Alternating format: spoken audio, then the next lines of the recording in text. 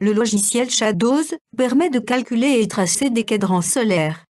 Une bonne façon de débuter avec le logiciel est de parcourir son manuel utilisateur. Ce manuel utilisateur est à la fois un guide sur les fonctionnalités du logiciel, mais également un véritable livre pédagogique sur les cadrans solaires et les astrolabes. Il comporte plus de 120 pages, entièrement illustrées en couleur. Il est consultable en ligne, téléchargeable au format électronique et accessible directement depuis le logiciel, et peut également être commandé en format imprimé et relié, grâce à un service d'impression à la demande. Le manuel en ligne permet un accès direct aux rubriques, en cliquant sur la table des matières. La section sur les cadrans solaires présente les principes généraux de fonctionnement et d'installation des cadrans solaires, puis décrit chaque type de cadran. Les premières pages décrivent comment créer un cadran en quelques clics dans le logiciel Shadows. Le manuel suggère différents endroits où l'on peut installer un cadran, chez soi ou sur un bâtiment. Bien que le logiciel soit livré avec 4500 lieux déjà renseignés dans une base de données, il est possible d'ajouter un lieu particulier, et la méthode de détermination de la latitude et de la longitude, à partir d'une carte régionale, est expliquée en détail. Les méthodes de détermination de la déclinaison d'un mur sont également décrites, sachant que le logiciel offre une assistance au calcul, grâce à quelques relevés sur le terrain. Le cadran créé à l'écran peut être dimensionné librement et entièrement configuré. La forme peut être rectangulaire, circulaire ou même polygonale. L'ombre du style peut être affichée sur le cadran, avec plusieurs choix de styles, y compris sous la forme d'un œilleton, c'est-à-dire un disque percé. Le tracé des heures sur le cadran peut être choisi, selon ce qu'on veut faire dire au cadran. L'heure solaire, l'heure moyenne, les heures italiques, babyloniques, sidérales, etc. Tout est pilotable par icône, et chaque action est visible sur le cadran. La décoration du cadran passe par exemple par l'ajout d'une devise piochée dans la liste fournie avec le logiciel, en français, en latin ou d'autres langages. Ensuite, les étapes de réalisation pratique du cadran sont clairement expliquées.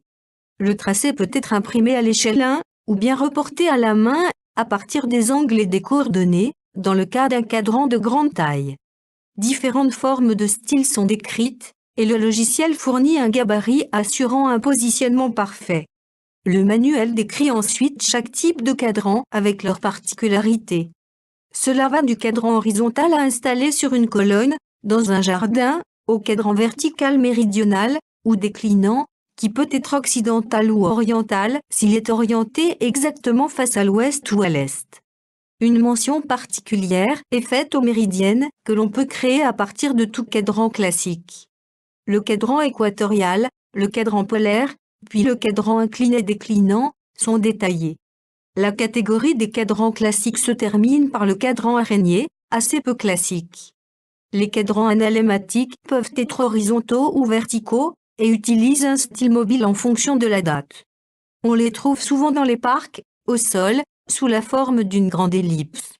Une personne se tient au bon emplacement sur la ligne des dates, en levant son bras, pour projeter une ombre sur un point de l'ellipse.